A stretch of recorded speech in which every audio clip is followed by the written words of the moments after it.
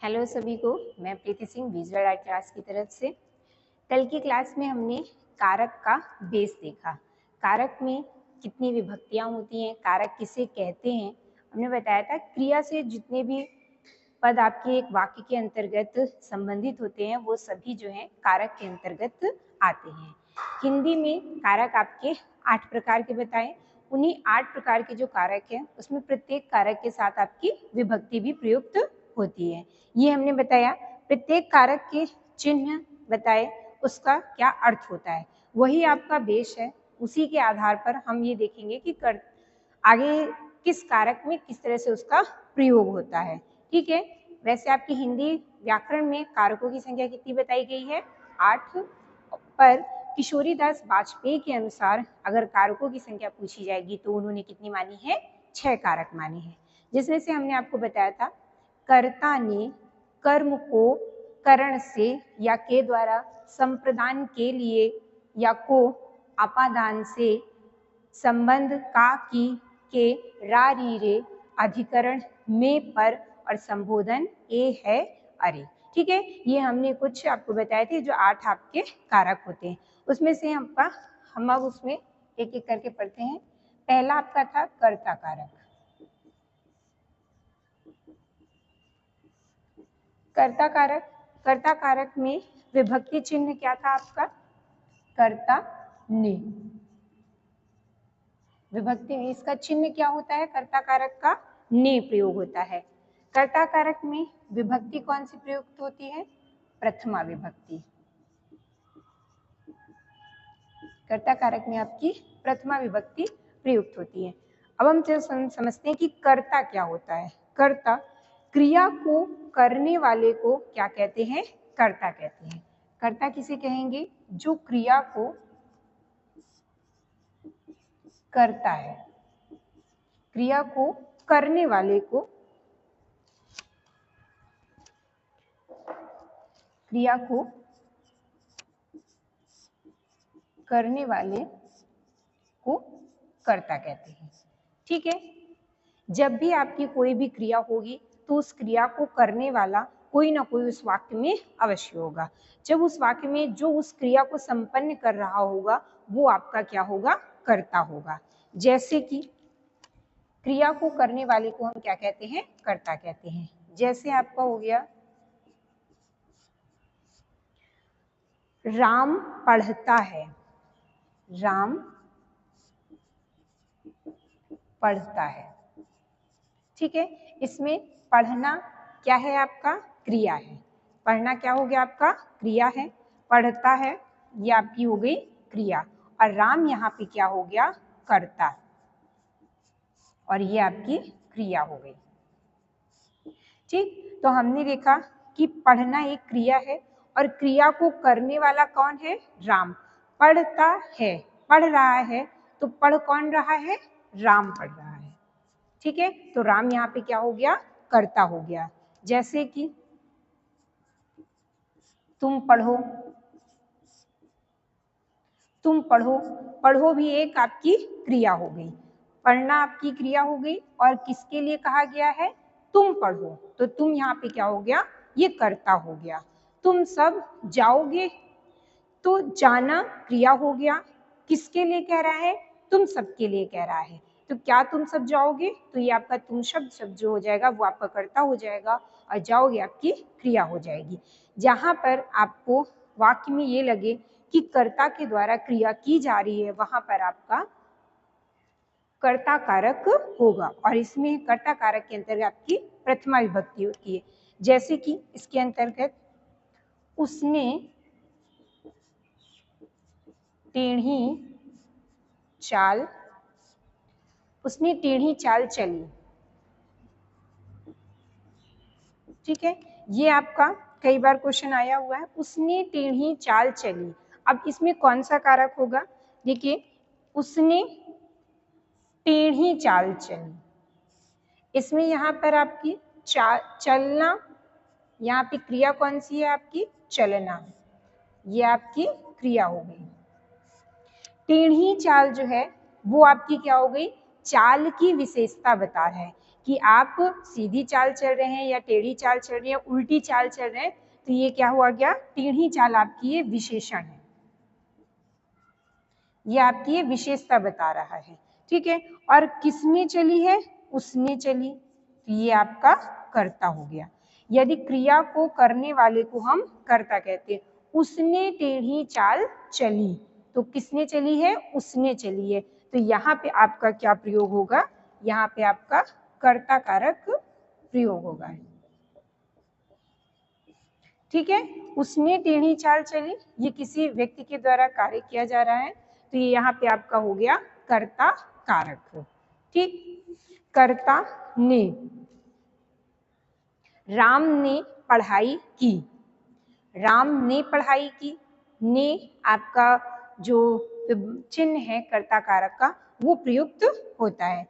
इसी तरह आपके एग्जाम्पल आते हैं, अगर आप में शब्द में ने आता है तो वो तो आपका कर्ता कारक होगा। उसके अलावा भी आपके मैंने दिखाया कि जिसमें आपके कर्ता की प्रमुखता दिखाई जाती है वहां पर कर्ता कारक होता है।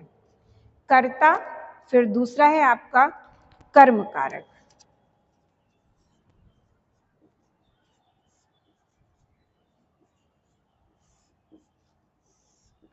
कर्ता ने कर्म को, कर्म के लिए किस विभक्ति चिन्ह का प्रयोग किया जाता है, को विभक्ति चिन्ह का, को का प्रयोग किया जाता है। कर्म कारक में कौन सी विभक्ति लगती है, द्वितीया विभक्ति। कर्म कारक में आपकी कौन सी विभक्ति प्रयुक्त होती है, द्वितीया विभक्ति प्रयुक्त होती है। कर्म क्या होता है, कर्ता का इष्टतम कारक जो है वो कर्म होता है। कर्ता का इष्टतम कारक क्या होगा, कर्म होगा। अर्थात कि कर्ता का क्रिया से संबंध को कर्म कहते हैं। कर्ता जो होगा आपका, कर्ता का क्रिया से जो संबंध दिखाएगा, संबंध कर्म होता है। ठीक है, कर्ता का क्रिया से संबंध क्या होगा, कर्म होगा। कर्म जिस पर काम का प्रभाव पड़ता है, कर्म क्या हो जाएगा आपका, जैसे हमने बताया था कर्ता होता है जो कार्य को करता है, और जिस पर काम का प्रभाव पड़ता है, उस कार्य का प्रभाव पड़ता है, वो आपका कर्म कारक होता है। जिस पर काम का प्रभाव पड़ता है,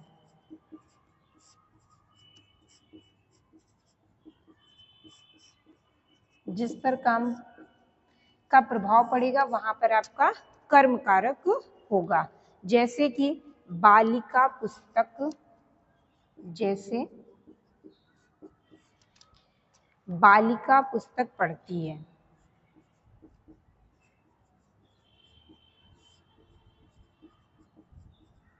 बालिका पुस्तक पढ़ती है। ठीक है, तो यहाँ पे क्या है, बालिका ये कर्ता हो गया, पढ़ती है, पढ़ना आपका क्या हो गया, क्रिया हो गया, पढ़ना आपका क्रिया हो गया। पुस्तक यहाँ पे ये क्या है, आपका कर्म है। बालिका पढ़ती है, ये कर्ता कारक हो जाएगा।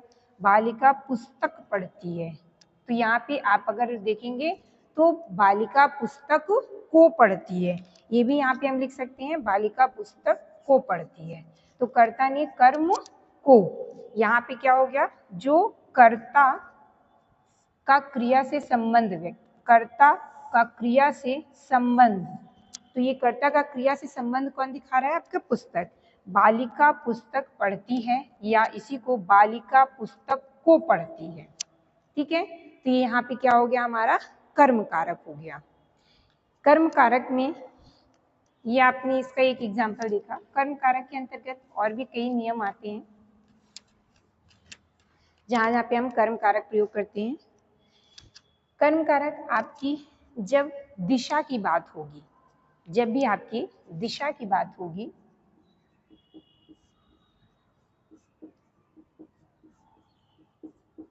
तो वहां पे आपका कर्म कारक होगा।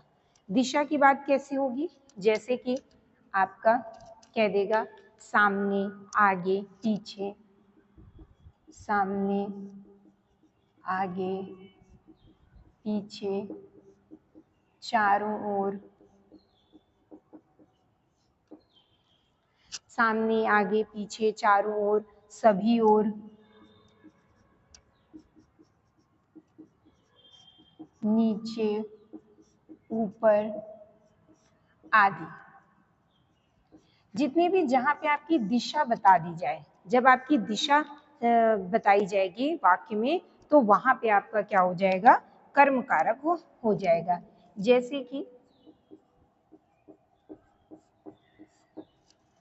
जैसे आपका हो गया गांव के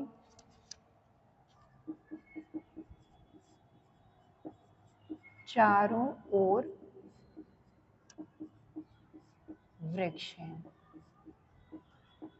ठीक है, तो हमने यहाँ पे क्या दिखाया, चारों ओर, गांव के चारों ओर वृक्ष है। ठीक है, तो चारों ओर यहाँ पे आया, तो ये आपका क्या हो गया, यहाँ पे कर्म कारक प्रयोग होगा। जहाँ पे आपकी दिशा बता दी जाएगी वहां पे आपका कर्म कारक प्रयोग होगा। जैसे इसी में मुझे सीता की ओर देखना चाहिए, सीता की ओर देखना चाहिए था। ठीक है, तो मुझे सीता की ओर देखना चाहिए था। यहाँ पे की ओर, ये आपका क्या हो गया, किसी की ओर, यानी कि हमें एक वो दिशा दे दी गई है। ठीक है, तो जब आपके सामने दिशा की बात की जाए तो वहां पे आपका क्या होगा, कर्म कारक प्रयोग होगा।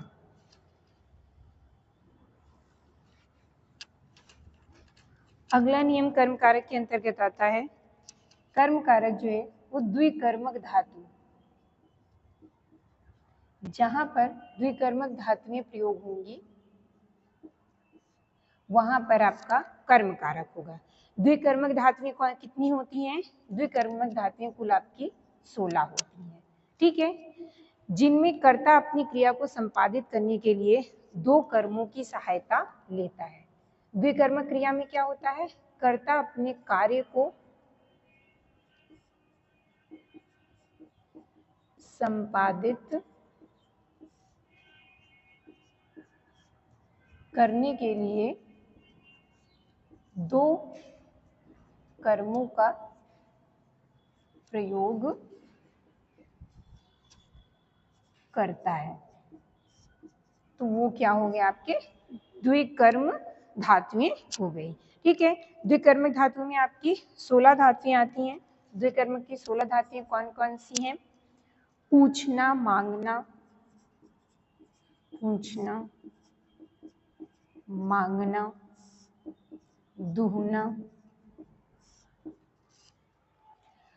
पकाना, दंड देना,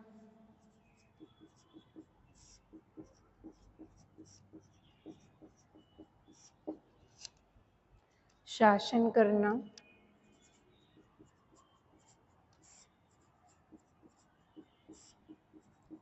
रोकना, ले जाना, चुनना, जीतना, बोलना, मथना, ठगना, चुराना,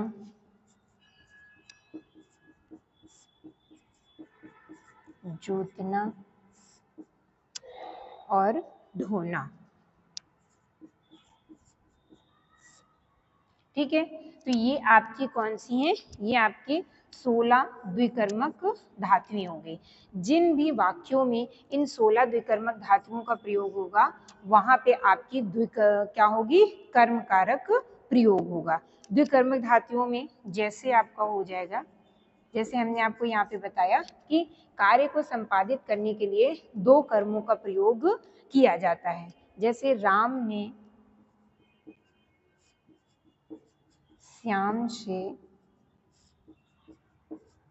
राम ने श्याम से प्रश्न पूछा। तो हमने देखा यहाँ पे पूछना, प्रश्न पूछना या सवाल पूछना, कोई भी शब्द आता है तो यहाँ पे क्या है, पूछा। ठीक है, क्या प्रश्न पूछा, किससे पूछा, श्याम से पूछा। किसने पूछा, राम ने। राम यहाँ पे आपका कर्ता हो गया, पूछना आपका द्विकर्मक क्रिया हो गई, द्विकर्मक धातुओं में आ गया, और यहाँ राम और श्याम ये आपके दो कर्म हो गए। ठीक है, तो यहाँ पे कितने, दो कर्मों का प्रयोग किया गया है। इसी तरह जब आपके ये शब्द आएंगे, जितने भी आपके 16 द्विकर्मक धातुएं हैं, जब ये इनका प्रयोग होगा तो आपका कौन सा कारक होगा, वहां पर कर्म कारक का प्रयोग किया जाता है।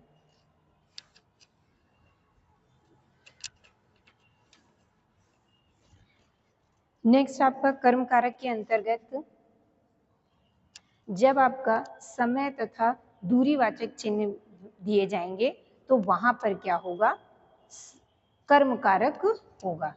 जब समय दिया हो,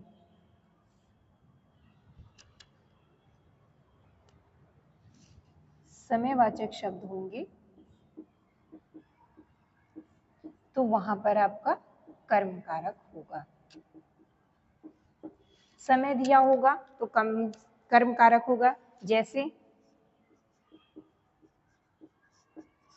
जैसे आपका पूछ लिया जाता है, श्याम अगले सप्ताह से आएगा। श्याम अगले सप्ताह से आएगा। इसमें क्या दे दिया गया है, समय बता दिया गया है। श्याम आएगा, श्याम कर्ता हो गई, आना उसकी क्रिया हो गई, लेकिन कब से आएगा तो ये इसमें यहाँ पे क्या बता दिया गया है, इसका समय बता दिया है। श्याम जो है वो अगले सप्ताह से आएगा। जब यहाँ पे समय का निर्धारण कर दिया जाता है तो वो क्या हो जाएगा, कर्म कारक के अंतर्गत आ जाएगा। जैसे वह 5 बजे गया, वह 5 बजे गया, वह कर्ता हो गया, गया जाना उसकी क्या हो गई, क्रिया हो गई। 5 बजे, 5 बजे समय निर्धारित कर दिया गया तो ये यहाँ पे कौन सा हो गया, कर्म कारक का यहाँ पर प्रयोग किया जाएगा। इसके अलावा कर्म कारक के अंतर्गत आपके कुछ और एग्जाम्पल, जैसे मैंने पत्र लिखा, मैंने पत्र लिखा, मैंने लिखा है तो मैंने कर्ता हो गया, लिखना आपकी क्रिया हो गई, और मैंने बताया कि जो कर्ता और क्रिया के मध्य में संबंध रहता है तो वो क्या है, कर्म। मैंने क्या लिखा, पत्र लिखा, तो क्या लिखा है, पत्र। पत्र यहाँ पे आपका कर्म हो जाएगा। जैसे धोबी को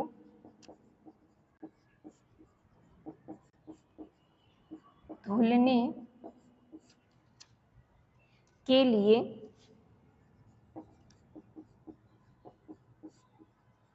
कपड़े दो। ठीक है, यहाँ पे देखो कहा गया है धोबी को धुलने के लिए कपड़े दो। हमने आपको बताया था कर्ता ने कर्म को करण से संप्रदान के लिए जो चिन्ह होता है वो आपका प्रयोग संप्रदान के लिए होता है। लेकिन जब हम कहीं पर कोई चीज देने का कार्य करते हैं और वो भी देने की आवश्यकता जब कि सिर्फ हम कुछ समय के लिए देते हैं, कुछ समय देने के बाद वो चीज हमें वापस दे दी जाएगी, तो वो वहां पे हमारा कर्म कारक होगा। जैसे धोबी को जब हम धुलने के लिए कपड़े देंगे तो सिर्फ हम कुछ समय के लिए देंगे और फिर हम उसे वापस ले लेंगे। लेकिन अगर हम ये कहें कि सीता ने गाय दी, तो सीता ने गाय दिया, उन्होंने गाय हमेशा के लिए दान दे दी। सीता ने हमेशा के लिए गाय अगर कोई चीज दान दी जाती है या हमेशा के लिए किसी को कोई वस्तु दे दी जाती है तो वहां पे आपका संप्रदान कारक होता है, चौथी विभक्ति होती है। लेकिन जब आपको कुछ समय के लिए किसी को कोई चीज दी जाती है तो वहां पे क्या होता है, आपका कर्म कारक होता है। जैसे धोबी को धुलने के लिए कपड़े दिए, के लिए शब्द देख करके आप कंफ्यूज नहीं होना है। जब हमें कुछ समय के लिए कोई चीज दी जाती है, जैसे मैंने अपनी पुस्तक उसे दी, तो मैंने अपनी पुस्तक उसे दी है सिर्फ कुछ समय के लिए ताकि वो पढ़ के मुझे वापस कर दे। ठीक है, जब कुछ समय के लिए हम किसी को कोई वस्तु देते हैं तो वहां पे भी आपका कर्म कारक का प्रयोग होता है। ठीक है, आज हमने 2 कारक देखे, कर्ता कर्म। अब हम अगली क्लास में आगे के कारक पढ़ेंगे।